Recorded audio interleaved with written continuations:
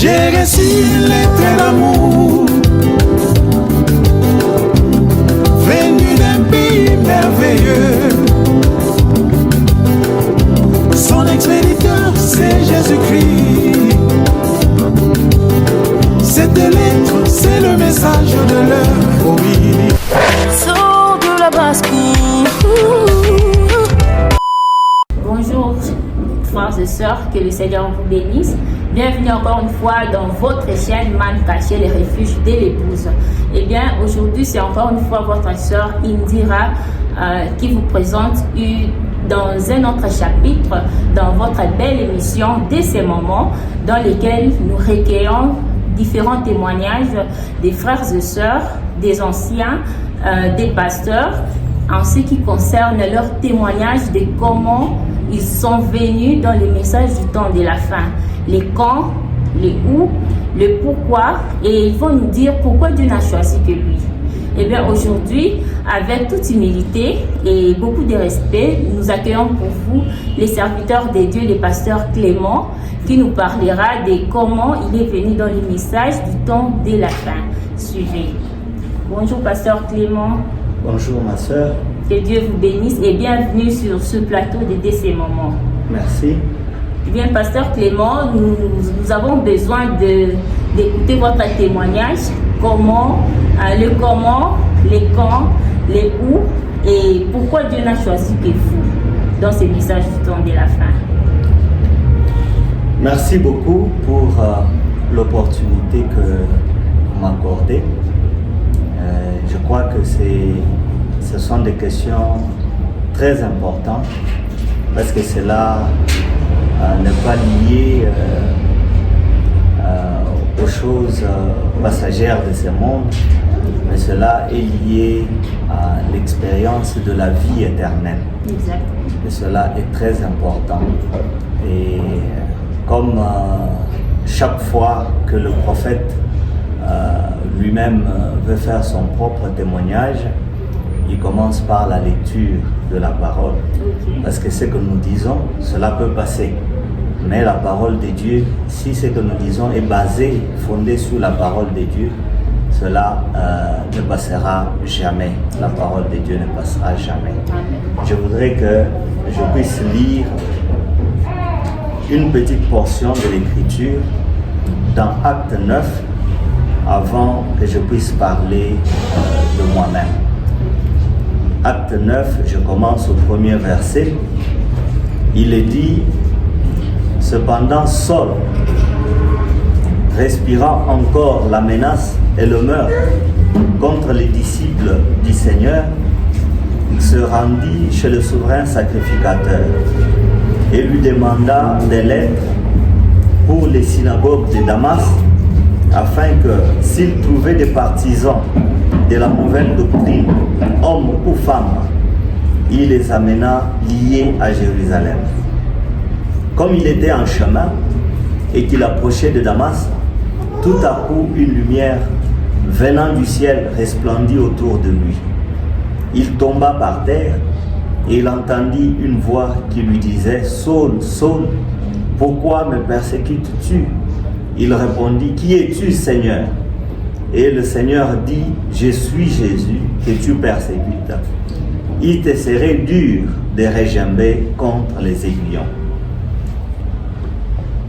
Et je vais dire juste un mot de prière avant que nous puissions commencer. Seigneur Jésus, auteur de la vie éternelle, nous te sommes infiniment reconnaissants pour cette opportunité que tu nous accordes et aussi pour cette considération que cette émission nous accorde, Père. Ils se sont déplacés, Seigneur, parce qu'ils ont le souci de recueillir ces témoignages comme au temps de la Bible. Les chrétiens qui croyaient, on savait comment ils avaient cru.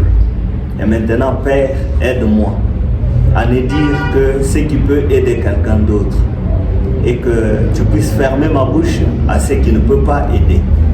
Envoie le Saint-Esprit pour conduire ma soeur, me conduire moi aussi et l'assemblée qui nous écoute maintenant.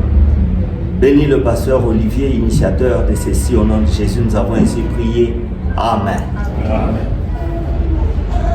Alors pour commencer,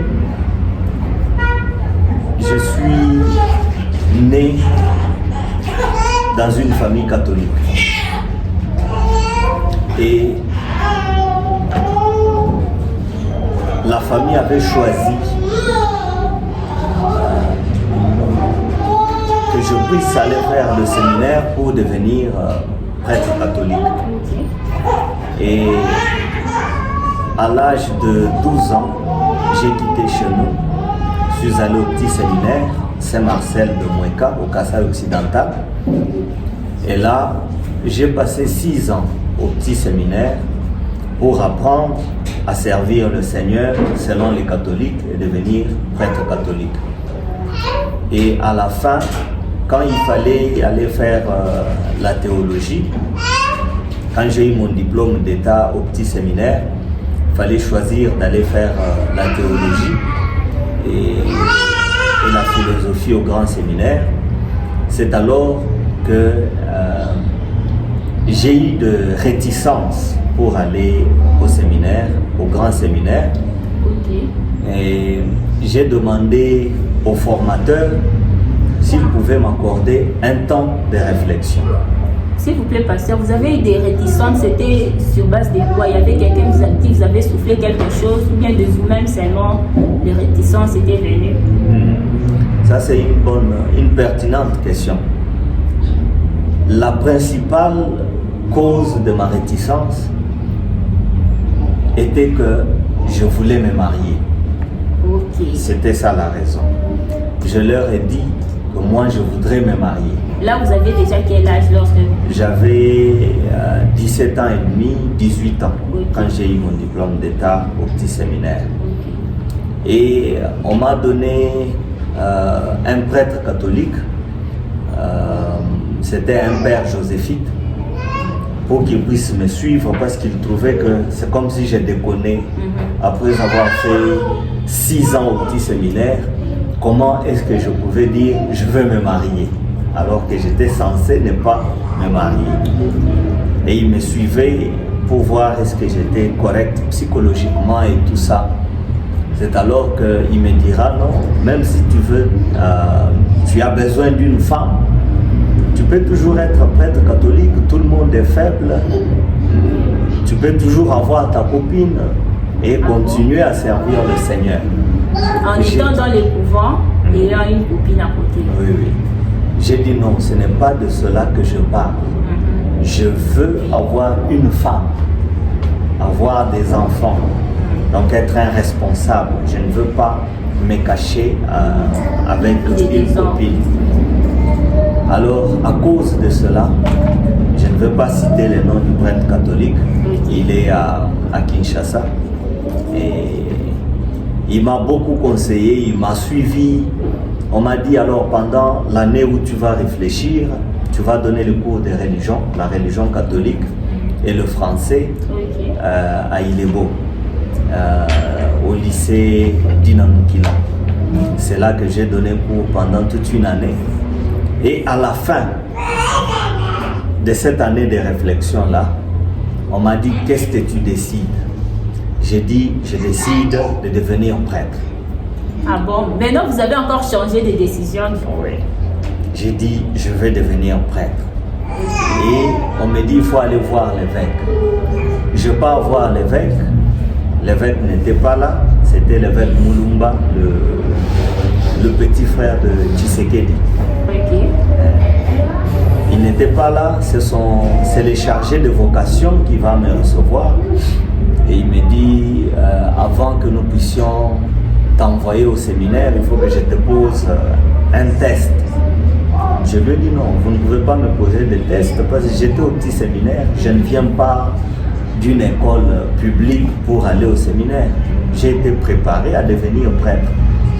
Il me dit non, c'est juste pour savoir, parce que tu avais d'abord refusé et maintenant tu acceptes. Je veux savoir pourquoi. Et il me pose 3 questions. Les 3 questions étaient comment tu te vois? La deuxième question c'était comment les autres te voient? Et la troisième question c'était qu'est-ce que tu voudrais devenir? Alors il me dit, tu vas faire ça en forme de dissertation.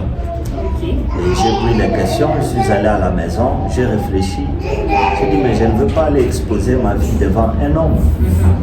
Parce que je veux servir Dieu, mais maintenant je vais dire à un homme comment je me vois et tout. Alors à la première question, j'ai dit comment je me vois. J'ai dit, je suis un homme comme tous les autres hommes. Point. Comment les autres te voient? J'ai dit, les autres, chacun des autres me considère positivement ou négativement, selon qu'il apprécie positivement ou négativement ce que je pose comme action. Comment voudrais-tu devenir?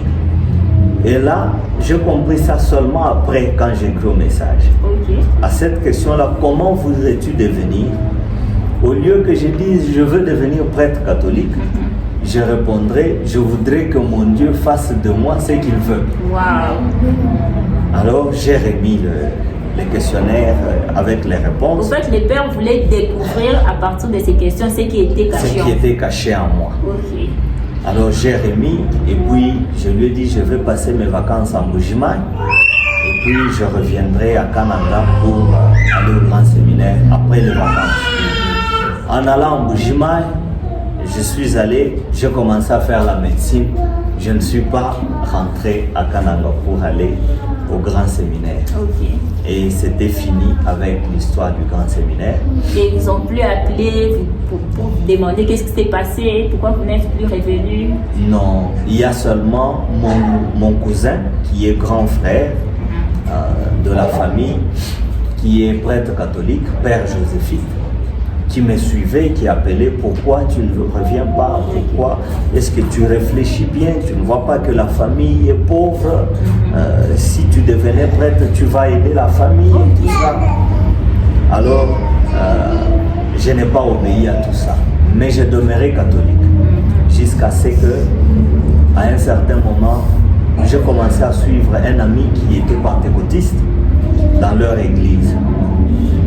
Je suis allé là-bas, pentecôtiste.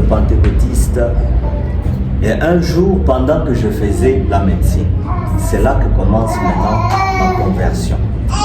En Mbuji-Mayi, je pars au cours. Avant d'abord cette étape-là, j'étais à la maison, je sentais que je devais connaître la vérité sur la parole de Dieu. Et je voyais que les frères qui avaient cru au message de Branham, ils me fréquentaient, ils me taquinaient un peu. Alors j'ai pris les livres appelés Les 7 âges de l'Église. Qui vous l'avez remis? C'était le frère François Bilomba. Ok. C'était un collègue de classe. Non, c'était un oncle maternel. Ok. Il est pour le moment à Kinshasa et il croit au message. Un très bon frère. Alors, j'ai pris son livre là, Les 7 âges de l'Église. J'ai commencé à lire la révélation du Seigneur Jésus-Christ. Et en lisant, je vois que Frère Branham ne croit pas à la Sainte Trinité. Il ne croit pas aux 3 personnes en Dieu. Il ne croit pas à 2 personnes en Dieu. Il croit à 3 fonctions dans une seule personne qui est le seul Dieu. Ce qui était déjà différent de ce qu'on vous avait appris de ce que au j'avais séminaire. appris, et même de ce que j'avais appris chez les pentecôtistes. Ok. J'ai dit, mais non, je dois contredire cet homme ici. C'est pourquoi j'ai lu cette écriture de Paul où il respirait de persécuter l'église de Dieu. Parce que moi, je voulais contredire Frère Branham. Oui. Alors, je voulais le contredire sur les 3 personnes en Dieu. Parce que je croyais, même en étant pentecôtiste. Et je lisais ce que Frère Branham disait dans les 7 âges. Je disais, Monsieur Branham dit que la Sainte Trinité, c'est de la chimère, c'est-à-dire un mensonge. Mais la Bible dit, et je donne le verset où la Bible dit, le Père est plus grand que moi, là où Jésus disait, le Père est plus grand que moi, et tous ces versets là où Jésus faisait la différence entre lui et le Père. Ok. Et je disais, Monsieur Branham a dit ceci.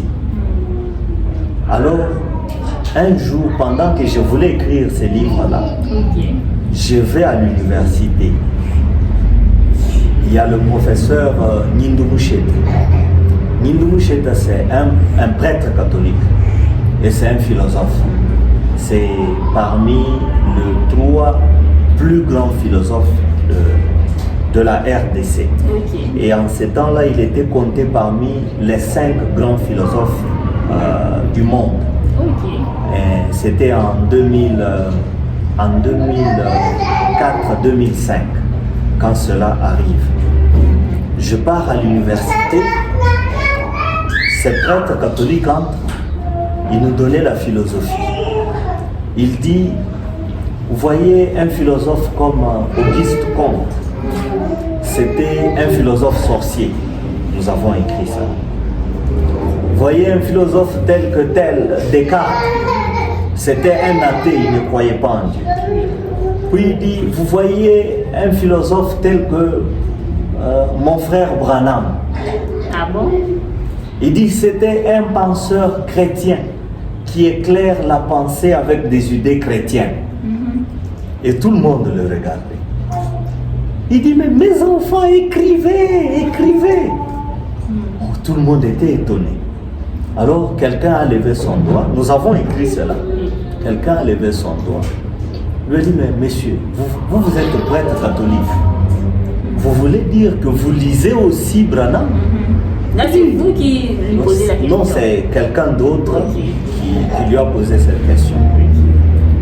Il dit, mais comment? Venez chez moi. J'ai toute une bibliothèque de brochures de Branham. C'était quelqu'un du message tout de la fin? Le prêtre catholique. Non, les messieurs qui avaient posé la question. Non, c'était un étudiant, un collègue. Qui gardait seulement les brochures du chrétien. Non, il posait la question à l'abbé Oui. Nindou Moucheta pour lui demander, mais est-ce que tu lis aussi Branham? Et lui dit, cet abbé-là, Oui. il répond, il dit, j'ai toute une bibliothèque de brochures de frère Branham. Ok. Et il dit, même parmi vous ici, j'ai mes enfants que je suis en train de supporter, dont je supporte les études, mais qui sont branhamistes. Ah bon? Oui, vous les avez parmi vous, des branhamistes que je supporte. Alors Branham, c'était un penseur chrétien qui éclaire la pensée avec des idées chrétiennes. Ok. Alors cela a totalement troublé mon âme. Parce que moi, à la maison, je contredisais Branham. Mais là, j'étais en face de quelqu'un que moi, je considérais plus intelligent que moi. Mais qui croit que Branham était un penseur, non pas satanique, mais chrétien. Alors, je me suis arrêté. Et lui, quand il est parti, c'est un professeur bouddhiste qui entre. Il nous donnait la chimie. Il dit, vous voyez vos pasteurs branhamistes ici, mais ce sont des aventuriers. Si vous lisez Branham, juste une page par jour, vous serez plus sage que tous les philosophes que vous connaissez. Ah bon? Et ça se passe le même jour, Ok. dans la même université. Alors, ça a totalement changé ce que je croyais de Branham. J'ai dit, quand je rentre maintenant à la maison, ce n'est pas pour contredire Branham, mais c'est pour les lire et devenir sage comme Nindou Moucheta, comme les bouddhistes qui viennent de témoigner. Ok. Et au bouddhiste là, on lui a demandé, mais si Branham peut, en lisant juste une page de sa brochure par jour, cela peut rendre quelqu'un intelligent, philosophe. Pourquoi toi tu es bouddhiste au lieu de lire Branham? Il dit non, mais c'est parce qu'il a beaucoup de conditions. Il dit ne buvez pas, ne fumez pas, ne touchez pas aux femmes, beaucoup de conditions, c'est pourquoi je n'y crois pas. Mais c'est un philosophe, un homme sage, un savant. Alors, vous voyez que dans ce contexte-là, je suis rentré à la maison, j'ai dit Seigneur, je vais maintenant lire pour devenir un sage. Alors, je rentre à la maison et puis j'ai dit, je vais voir Papa François. S'il vous plaît, pasteur, là c'était déjà en quelle date lorsque vous avez décidé maintenant de lire le prophète et de savoir vraiment qui il est en question? Bon, je ne peux pas donner la date avec exactitude, mais c'était dans l'année 2004. Ok. Comme je l'avais dit au début, c'était tout ça, ça se passe entre 2004 et 2005. Ok. Mais je n'avais pas pris le soin de noter tout ça. Alors, quand je rentre à la maison, je suis allé voir dans la bibliothèque de Papa François. Parce qu'en ce temps-là, Papa François avait voyagé, il était en Zambie. Et lui avait beaucoup souffert pour me prêcher, pour que je devienne, que je croie au message. Okay. Mais pendant ce temps-là, il était en Zambie. Et j'ai passé cette expérience-là pendant presque 4 mois, pendant que lui était en Zambie. Okay. Alors, je suis allé dans sa bibliothèque, j'ai feuilleté et puis j'ai trouvé une brochure appelée « Être conduit ». C'est la première brochure que j'ai lue après avoir entendu l'abbé Nindou Moucheta et le professeur là, bouddhiste. Okay. Quand j'ai lu « Être conduit », ma soeur, toute ma vie était changée là. C'était dès ces moments-là que vous avez lu depuis cette lecture-là. Okay. J'ai lu, je termine, j'ai dit mais ce n'est pas un penseur, ce n'est pas un philosophe, ça c'est un prophète. Vous aussi vous avez tiré votre conclusion. J'ai dit ça à la maison, j'ai dit à partir de maintenant, je vais lire Branham comme prophète, seul à la maison. J'ai commencé à aller chez Papa François, comme il avait beaucoup de brochures. Je lisais au moins 3 brochures par jour. J'ai arrêté les études. J'ai dit, je ne peux pas continuer à étudier. Parce qu'en lisant Être conduit, j'ai compris que Frère Branham dit que la seule personne qui peut vous faire réussir dans cette vie, et même dans la vie de l'autre côté, c'est Jésus. Alors je me suis dit, j'arrête tout, même les études, comme j'ai payé mes études seul. Okay. J'ai dit, j'arrête tout d'abord pour Jésus. Wow. Que lui prenne soin de moi. Gloire à Dieu. Alors je commençais à lire, j'ai lisé depuis le matin jusqu'à le soir, 3 brochures. Et j'avais la tête, le soir je dormais avec la tête qui me faisait mal. Bien plein. Parce que je voulais tout comprendre. Wow. Je lisais cette brochure, ça me renvoie à l'autre, je dois la lire, ça me renvoie à l'autre, je dois la lire. Je continue à lire comme ça. Je continue à lire. Et là, c'était toujours dans l'année 2005. 2004-2005. Je crois là, c'était déjà début 2005. Ok. Quand j'arrête les études, tout. C'était au début de l'année 2005. Alors, je lisais beaucoup. Et j'avais un groupe d'amis qui étaient pentecôtistes que je fréquentais.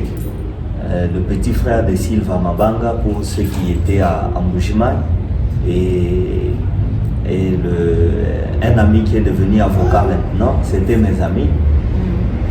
Ils ont seulement remarqué que je ne partais plus dans notre rencontre là pour qu'on se mette chez Silva Mabanga, qu'on mange ensemble et puis qu'on parle des choses du monde, qu'on suive la musique du monde. Je ne partais plus.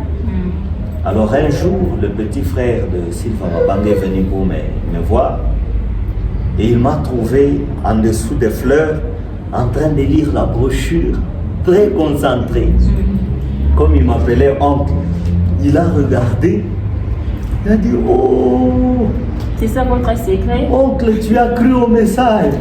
Il est ressorti directement. Wow. Il est parti dire aux autres « Vous savez pourquoi oncle n'embrasse plus les filles? Il croit au message de Branham. » Alors c'était fini. Okay. Mais j'ai fait 6 mois. J'étais toujours à la maison. Je lisais les brochures. je ne voulais aller dans aucune église. Et en ce temps-là, il y avait le combat entre Jésus est venu, Jésus n'est pas venu. Ok. Je me disais, je vais aller où? Je restais à la maison, je lisais. Et après les 6 mois, j'ai lu quelque part où Frère Branham disait, tu dois voir une église. Et tu dois te faire baptiser si tu as été rebaptisé, si tu as été baptisé autrement qu'au nom de Jésus. J'ai dit alors là, il faut trouver une église. Et je commençais à fréquenter une église, c'était les Zoé Tabernacle, le pasteur Caillou. Ok. Je commençais à aller là-bas et Dieu m'a vraiment fait grâce. Chaque fois que j'ai lisé une brochure à la maison, les jours du culte, quand je partais à l'église, le pasteur prêchait les titres de cette brochure-là. Waouh, c'était vraiment une conduite. Alors j'étais vraiment béni. Mais il y a quelque chose qui n'allait pas toujours dans ma vie. Parce que je continuais à vivre comme le monde. J'avais pris Frère Branham comme mon prophète. Mais ma vie, non. Je n'avais pas de vie changée. Vivre une vie chrétienne, non. Une vie sanctifiée, non. Alors je suis allé voir un certain pasteur. Je lui ai demandé, mais regardez, je crois à ce message, mais j'ai un problème. Je vais arrêter ça, je vais arrêter de boire, je vais arrêter toutes ces choses du monde. Il me dit, tu es sérieux? J'ai dit, je suis sérieux. Parce que je crois maintenant à ce message. Il me dit, va au tabernacle de Mbuji-Mayi. On est en train de prêcher sur le baptême du Saint-Esprit. Quand tu recevras le Saint-Esprit, reviens alors. Nous allons parler de ces choses. Ok. J'ai dit, c'est vrai. Il m'a dit, viens m'accompagner.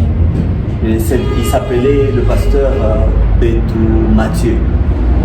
Je l'ai accompagné, il restait un peu très loin là-bas. Je suis allé avec lui à pied. Là, toujours en 2005. Oui. Je suis allé avec lui à pied, c'était déjà vers 19h, 20h. On est parti. Et puis, il m'expliquait, il me dit, regarde l'intérêt à recevoir le Saint-Esprit, regarde l'intérêt. Tout ce que tu as comme problème là, ça va s'arrêter. La vie que tu cherches là va se manifester seulement si tu reçois le Saint-Esprit. Alors pour moi, il fallait le Saint-Esprit ou rien du tout. Et je suis allé au tabernacle de Mbuji-Mayi. J'ai commencé à aller là-bas. J'ai fait 3 mois allant au tabernacle de Mbuji-Mayi sans prendre mon baptême. Alors, c'est là que j'ai fait vraiment l'expérience de la sanctification. Ok. Et aussi l'expérience de la nouvelle naissance. Ok. Parce que quand j'ai lu la brochure Être conduit, ce qui s'est passé, c'est que tout ce que j'ai refusé avant de Branham, je l'acceptais. Mon cœur était totalement changé. Mais ma vie n'était pas changée. Maintenant, quand je pars au tabernacle de Mbuji-Mayi, on prêche par exemple sur le Dieu qui est riche en miséricorde. Au lieu que je saute, je me réjouisse, j'étais là en train de pleurer. Parce que je comprenais que Dieu m'avait déjà sauvé. Ok. Il m'avait appelé, il avait tout préparé pour moi. Mais c'est moi qui traînais dans le péché. Donc je pleurais du début jusqu'à la fin. Et c'est le diacre Kabeyamutoka, Georges, qui prêchait. Il a prêché pendant 3 mois. Un sermon intitulé « Le voyage de l'homme de l'éternité vers l'éternité ». Et il était en train de changer de sous-titre. Le sous-titre que je me rappelle beaucoup, c'est le Dieu qui est riche en miséricorde. Et quand il a prêché ça, le Dieu qui est riche en miséricorde, j'ai dit, Seigneur, maintenant, tu me donnes le Saint-Esprit. Ou c'est fini, moi je meurs. Ok. Alors, j'ai demandé que je puisse avoir mon baptême.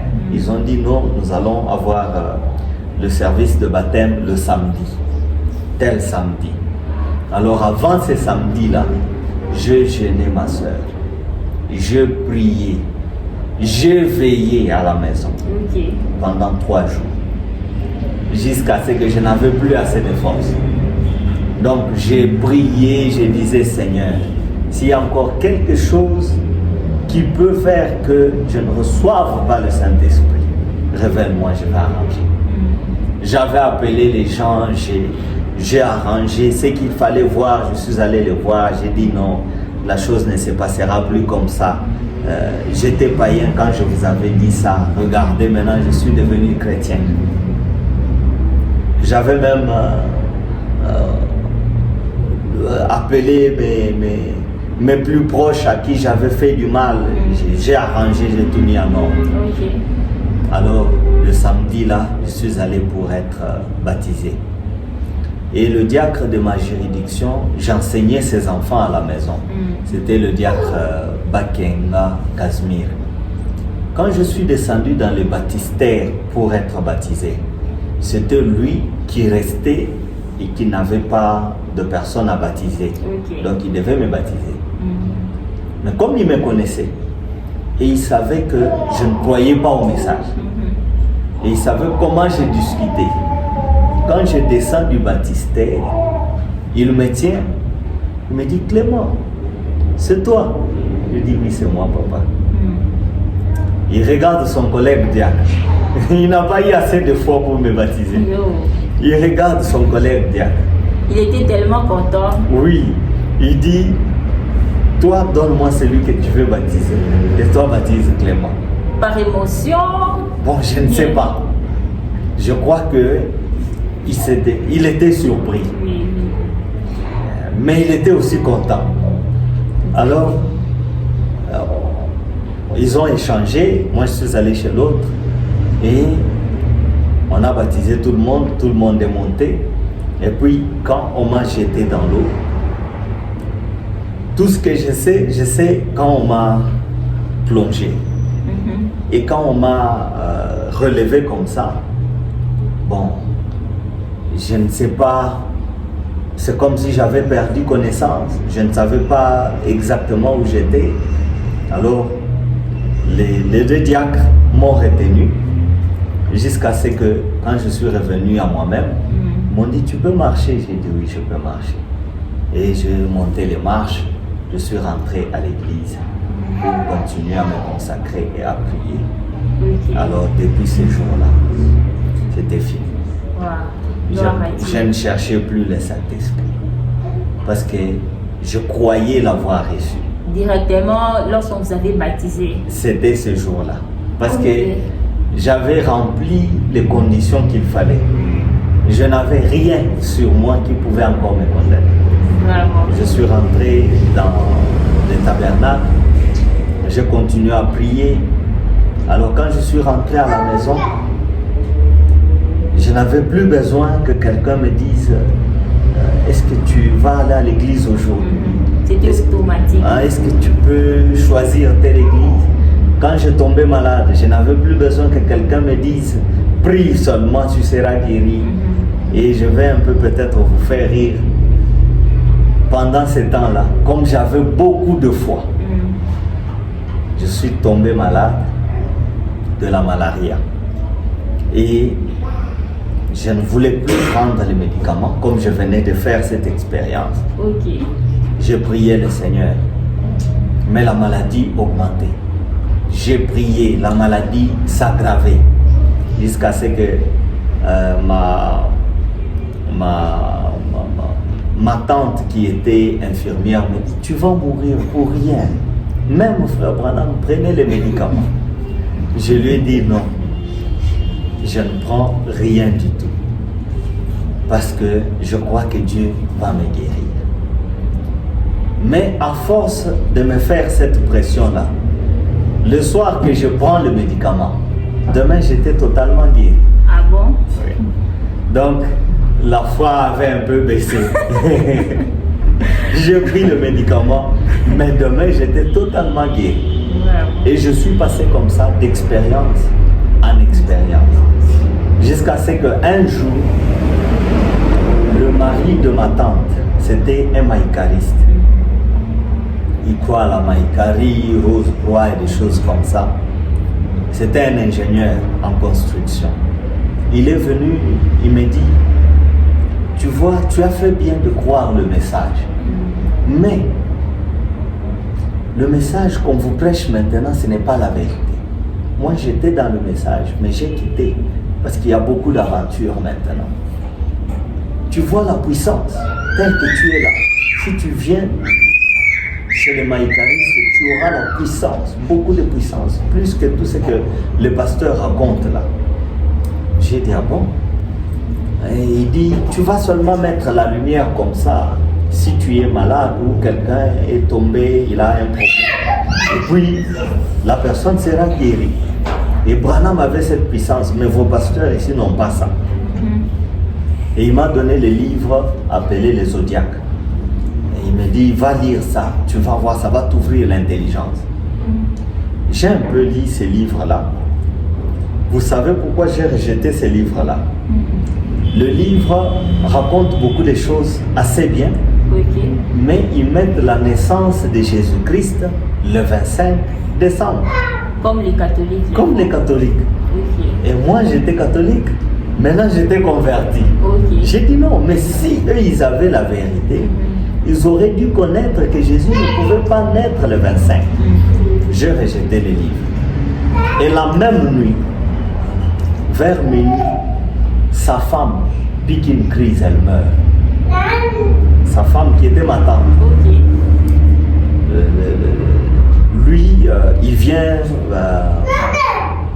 dans ma chambre, il frappe, il me dit ta maman a un problème, va appeler François. François, c'est celui qui croyait au message, François Bilomba. Oui. Et François, c'était son beau frère. Okay. Et il était mon oncle à moi. Va l'appeler. Je suis allé, je l'ai appelé. Va appeler aussi. Quand j'arrive chez Papa François dit appelle Papa Godet, qui était infirmier. Je l'appelle. Les deux viennent, Papa François et Papa Godet. Ils arrivent là. Papa Godet essaye des signes vitaux sur la tante. Elle ne respirait pas, c'était fini. Alors, il dit à François que frère, ça, il faut seulement que Dieu intervienne parce qu'il n'y a aucun signe. Alors, Papa François regarde son beau-frère qui était en culotte, il lui dit va porter le pantalon. Et puis, il lui dit enlève tes histoires de maïkaristes que tu as. Ça, c'est le même jour où on m'a donné les livres de Zodiac pendant la journée. Okay. Maintenant, la nuit, ça se passe. Il enlève... Alors que vous aviez aussi rejeté les livres. Oui, oui. Il enlève le petit truc là, il jette. Et puis Papa François lui demande, est-ce que ta femme a aussi la même chose sur son corps? Oui, elle a ça à la hanche. On tire ça, on coupe, on jette. Et puis on a commencé à chanter.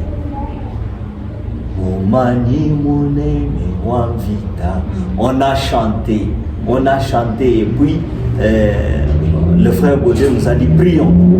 On a commencé à prier, on a prié et il nous a dit arrêtez. Puis il est parti imposer les mains à maman Thérèse, elle s'appelait Thérèse. Il dit Thérèse,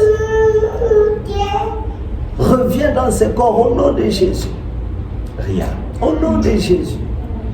Oh Seigneur Jésus, nous avons besoin de toi maintenant. Et finalement, quand il dit reviens au nom de Jésus, maman Thérèse fait ça, c'était le premier miracle que je voyais dans ma maison après avoir cru au message. Quand j'ai vu ça, Papa Godet court vite, il prend comment on appelle ces histoires pour perfuser les on dit ça, bastère ou quoi d'eau là, pour perfuser. Okay. Oui, il met de l'eau sur le bras de maman Thérèse, il plaque tout, et puis il vient, il met des médicaments. Alors il laisse, il nous dit non, maintenant ça va, elle respire. Ils rentrent, ils vont se reposer. Le matin, quand maman Thérèse se réveille, elle voit ces choses. Elle dit, ça c'est quoi? On lui raconte toute la scène. Et ses enfants commencent à se moquer de papa. Ils ont dit, mais papa, toi tu avais dit que tu pouvais mettre à la lumière. Mais maintenant, tu as envoyé... Là, on m'appelait Chichi, on ne m'appelait pas Clément. Tu as envoyé Chichi appeler Papa François, mais toi, tu n'avais pas la lumière. Ça n'a pas fonctionné à cet temps-là. Voilà ce que le Dieu de Branham peut faire. Amen. Et Gloire à donc, Dieu. ça a aidé ma foi à s'ancrer. Gloire à Dieu. Et juste un mois après cette expérience-là, c'est alors que je pars à Kin. Je pars à Kin pour aller faire le droit, parce que je voulais venir ici en Afrique du Sud. Ok. Alors, à Kin, Tout ce qui s'était passé là, tout c'était toujours dans la même année 2005. toujours en 2005. Ok. C'était une année de bénédiction. Oui, ça c'est. J'ai pris mon baptême le 15 octobre 2005. Ok. J'ai même des photos à la maison là-bas. C'est après mon baptême là que j'ai commencé à avoir ces expériences-là. La première expérience, c'était la résurrection de maman Thérèse. Ok. La deuxième expérience, je l'ai eu au tabernacle de Mbujimayi. Un papa qui ne voyait pas, pendant que le prédicateur prêchait, le papa a commencé à voir. Et il était juste devant moi. Ok. Je commençais seulement à pleurer. J'ai dit, Seigneur, mais tout ça, ça s'est passé ici sur la terre. Non, je n'étais pas au Mais moi, je ne savais pas. Alors, quand je suis passé par toutes ces expériences, je suis allé à Kin. À Kin, tout était contre moi. Parce que tous mes frères sont soit catholiques, soit pentecôtistes. Ok.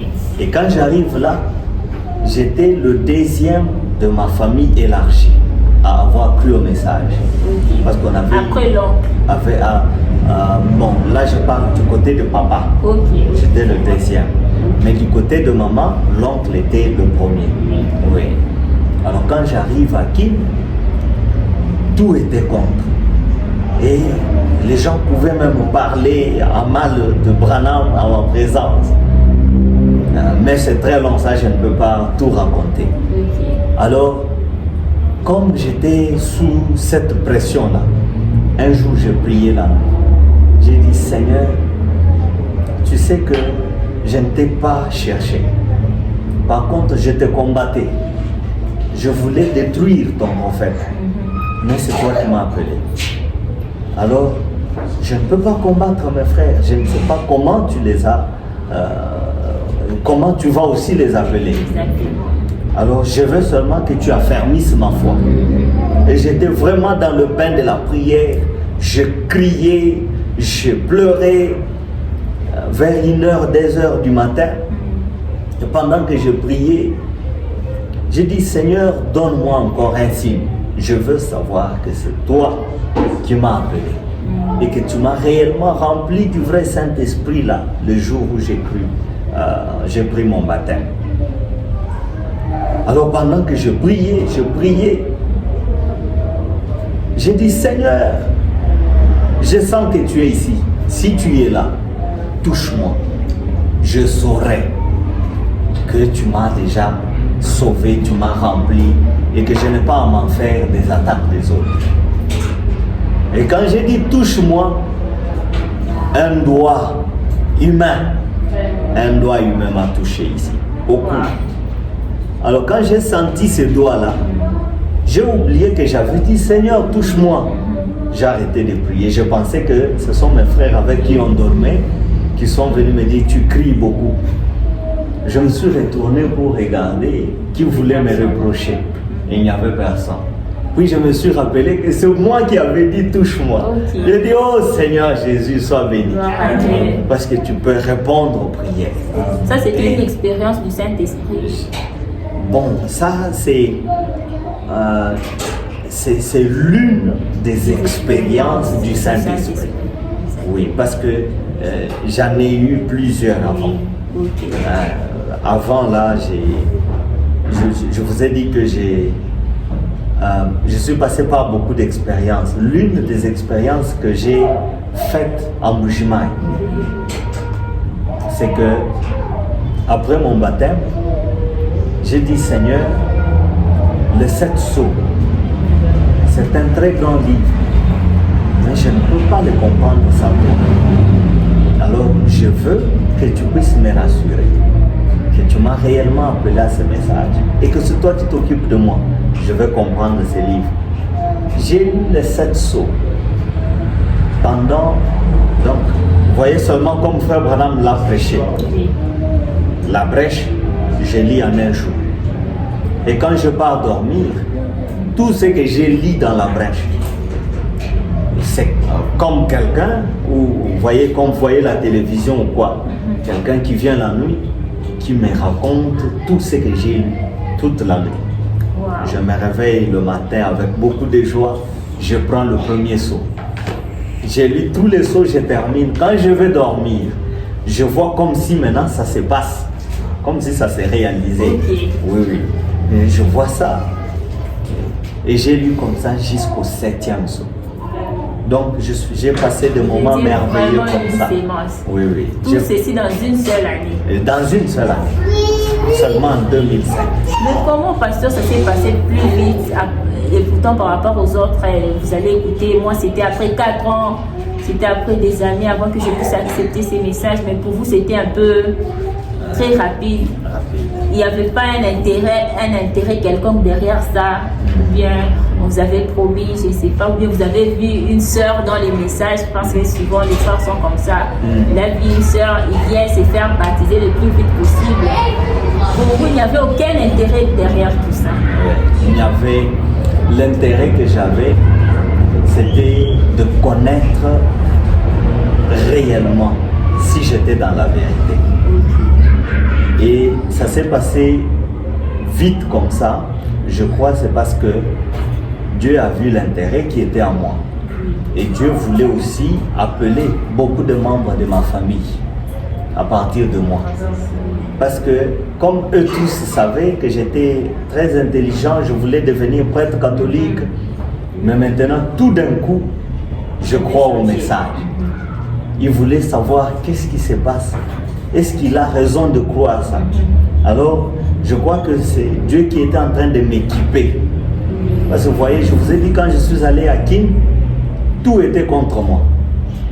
Jusqu'à ce que mes frères et leurs amis m'ont même dit, mais tu parles du message.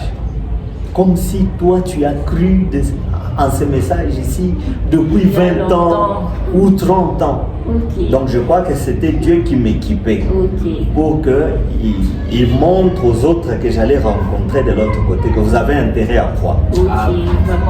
Et plusieurs dans ma famille ont cru, juste à partir du témoignage. Wow. Oui. Vraiment, merci beaucoup. J'ai une grande famille maintenant qui est à Kim, qui prie chez le pasteur Gauthier Mafuta. Il y en a qui sont chez le pasteur Baruti. Et la plupart, c'est moi-même qui leur ai parlé seulement. Wow. Et les autres regardaient seulement et disaient, lui qui buvait, il ne boit plus, même pas une goutte. Mais qu'est-ce qui s'est passé? Notre frère qui est prêtre catholique là, un jour on parlait, il me disait, tu as déconné, tu es allé dans ces histoires de Branham, toi qui étais un garçon intelligent. Maintenant, tu n'es nulle part. Je lui ai dit non, je n'ai pas déconné.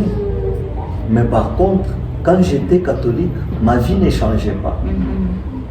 Et vous ici, vous vous étonniez pourquoi je buvais tellement. Nous étions à une fête avec mon cousin là, le prêtre catholique. Une fête de Noël, imaginez-vous une fête de Noël, mais où on a bu. Et j'ai bu 7 bouteilles de Primus. Ça, c'était le diable. Vraiment, c'était le diable. Et eux-mêmes, ils étaient étonnés. Je lui ai dit, il n'y avait personne pour m'aider. Il m'a dit, mais quand tu étais catholique, qui te disait de boire? J'ai dit, personne. Mais je lui ai dit, mais même si personne ne me disait de boire, mais il n'y avait aucune personne qui pouvait m'aider à arrêter. C'est ça. Mais quand je suis venu au message, ça s'est arrêté. Comment je peux redevenir catholique? Parce que la chose que je combattais s'est arrêtée par le fait que j'ai cru au message. Ok. Personne n'est venu me prêcher. Il n'y avait C'était pas de fort. puissance de l'autre côté. Ouais. Hein. Donc, c'est Dieu qui avait voulu m'équiper un peu rapidement comme ça Ok. pour le travail qu'il avait à faire sur les autres. Gloire à Dieu, vraiment, pasteur, vous êtes une bénédiction pour toute votre famille. Amen. Que le Seigneur vous bénisse. Amen. Frères, sœurs et sœurs, nous vous informons qu'aujourd'hui nous sommes devant les frères et sœurs et nous allons leur passer la parole. Je pense que nous aurons besoin seulement de 3 ou 4 questions et nous allons mettre fin à cette émission. Pasteur, vous êtes prêts à recevoir les questions venant des frères et sœurs? Volontiers. S'il y a quelqu'un qui a une question, je crois que ça pourra effectivement aider nos auditeurs. D'accord. Frères et sœurs, nous avons besoin de 4 questions, pas plus, 3 ou 4. Et c'est pas s'il y a quelqu'un qui peut poser la question au pasteur par rapport à ce que le pasteur vient de dire, pas en dehors. Merci pour la parole. Je réponds au nom du frère Vincent. Ma question que je voulais poser au pasteur, que lorsqu'il a raconté toute son expérience, je l'ai bien suivi. Au début, il a dit qu'il avait soudainement arrêté les études. Il a cru au message. C'était aux pensées de devenir pasteur parce que les études, pour le monde, c'est pour avoir l'argent. Maintenant, lorsque vous avez stoppé soudainement les études, c'était pour devenir pasteur et puis bien comment? Parce que c'est là où je n'ai pas compris. Yeah, c'est ça ma question. Oui, très bonne question. Merci beaucoup pour la question, frère Vincent. J'ai dit dans mon exposé que les études, là, je les payais d'abord seul, c'est-à-dire avec beaucoup de difficultés. Et la raison pour laquelle on voulait aussi me retenir pour que je devienne prêtre catholique, c'était pour que je puisse aussi aider la famille, parce que la famille est pauvre. Vous voyez. Alors maintenant, quand j'ai lu le message « Être conduit », je vois que frère Branham dit que Dieu prend soin de ceux qui prennent soin de sa parole. Exactement. J'ai dit, mais pourquoi est-ce que moi je peux continuer à souffrir pour gagner la vie avec la vie matérielle pendant que je ne prends pas soin de la parole? Je dois d'abord prendre soin de la parole, être sûr que je suis sauvé. Et après, Dieu prendra soin de moi.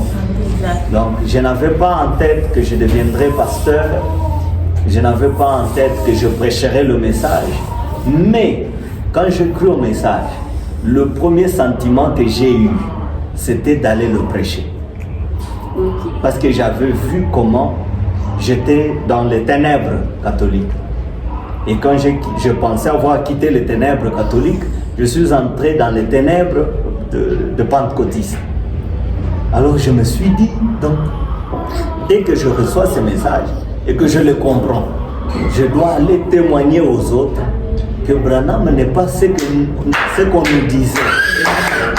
Parce qu'on nous disait que Branham, sa maman était occultiste. En Chiluba, on appelle ça Mwamulobo. Il y a un abbé qui disait ça, l'abbé Blaise. Il racontait beaucoup de bêtises comme ça sur frère Branham pendant que moi j'étais encore au séminaire. Et nous avons aussi cru à ces choses-là. J'ai été dans le même village que le frère Kouete. Et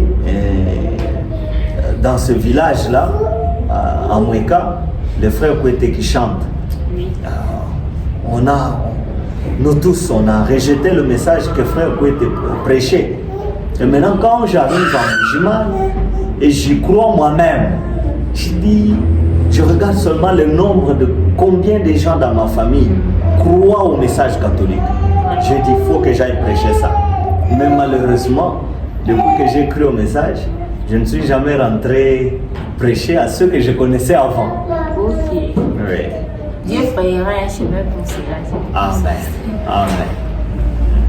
Je pense que nous pouvons en prendre une.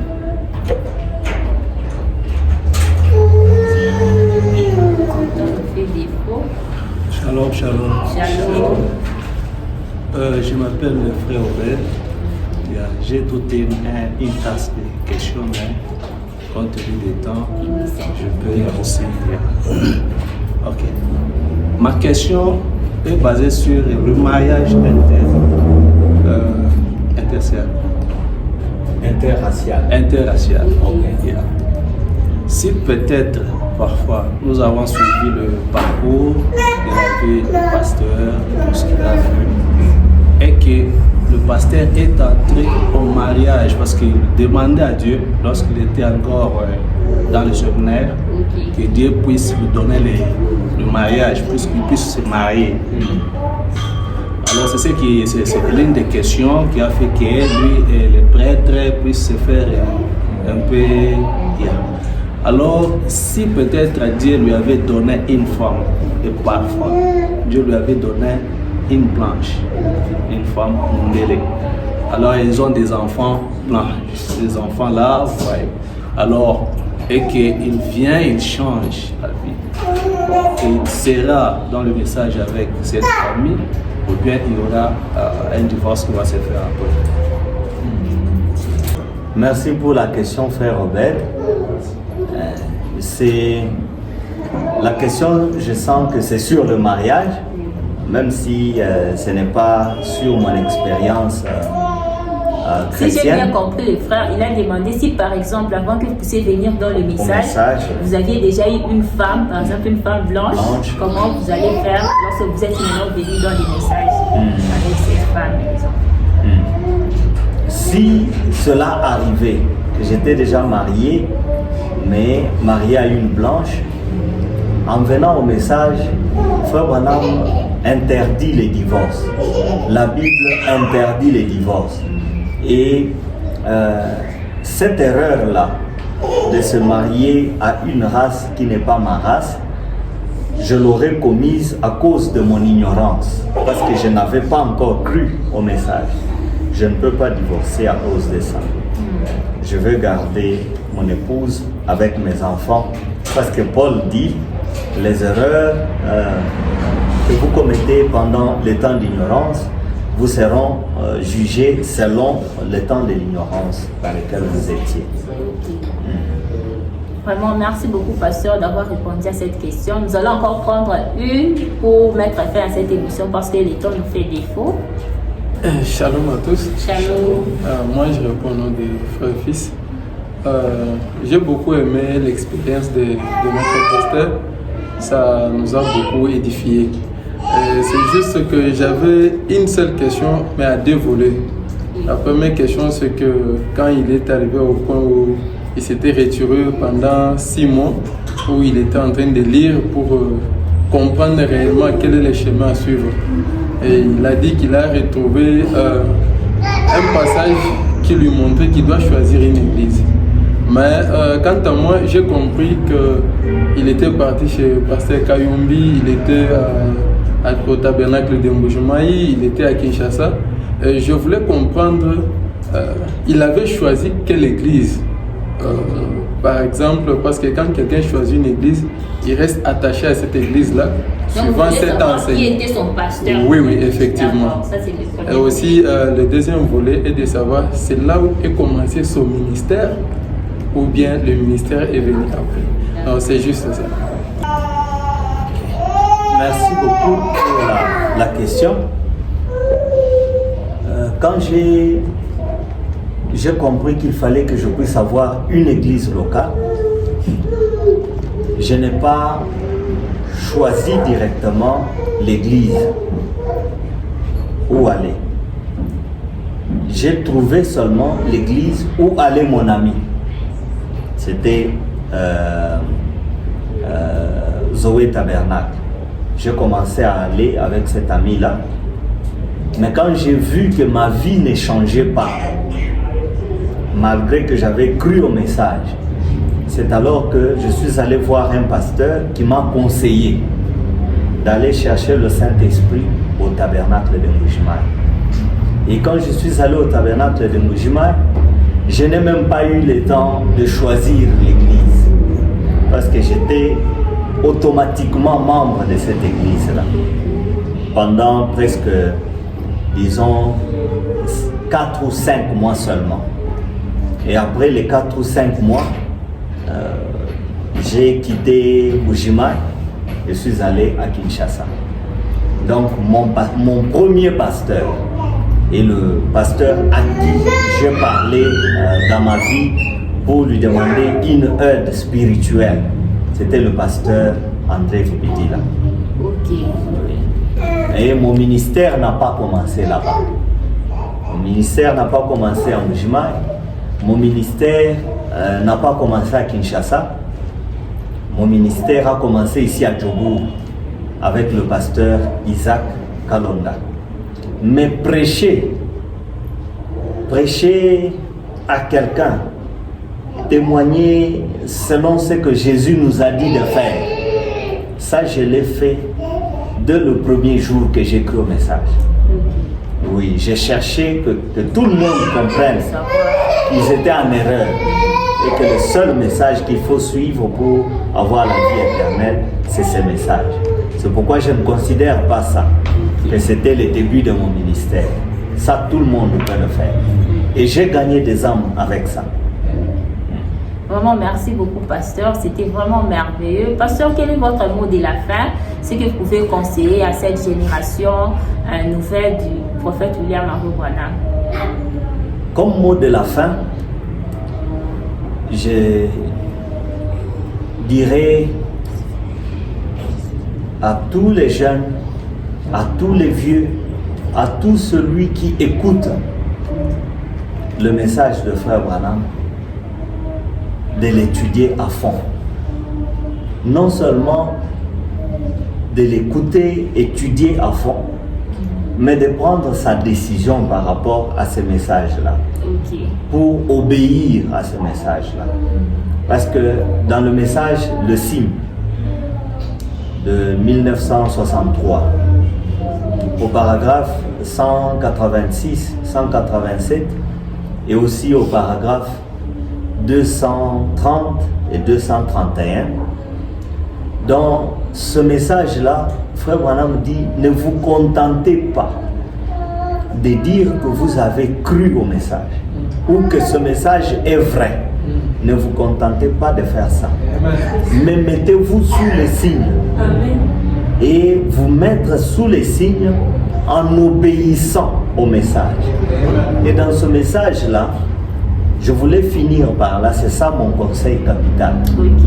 Le Saint-Esprit, ce n'est pas quelque chose en l'air. Quand vous lisez ces paragraphes que j'ai donnés, 230 et 231, le Saint-Esprit, c'est la vie qui se trouve dans le message du temps de la fin. Et comment vous saurez que vous avez été rempli du vrai Saint-Esprit? C'est lorsque la vie du message devient votre vie. Vous portez le fruit du message. Donc vous ne vous contentez pas seulement de dire comme le pasteur Clément, le jour là, j'avais compris que Branham était prophète. Non. Le but pour lequel vous comprenez qu'il est prophète, c'est pour que vous puissiez vous mettre sous les signes, afin que vous puissiez être arrachés à la souillure du monde, et que quand l'enlèvement viendra, que vous soyez enlevés et que vous soyez avec le Seigneur Jésus-Christ pour l'éternité. C'est pour ça que Dieu a envoyé Frère Branham. C'est pour nous arracher de ce siècle présent et faire de nous des fils et des filles de Dieu pour la vie éternelle. C'est ça le mot de la fin. Merci beaucoup à votre émission, ma soeur, et que le Seigneur comble de bénédictions le travail que vous faites et qu'il vous soutienne davantage. Que Dieu vous bénisse richement. Amen, pasteur. Vraiment, merci beaucoup, pasteur. Nous étions vraiment très bénis ensemble avec tout l'auditoire, visible et invisible. Votre témoignage vraiment était vraiment édifiant pour nous. Que le Seigneur vous bénisse pour les temps que vous nous avez donnés, pasteur. Amen. Amen. Merci beaucoup. Frères et sœurs, c'est ici que nous mettons fin à cette émission. Que le Seigneur vous bénisse. À la prochaine émission, restez branchés. Que le Seigneur vous bénisse. Shalom. Bye. Shalom.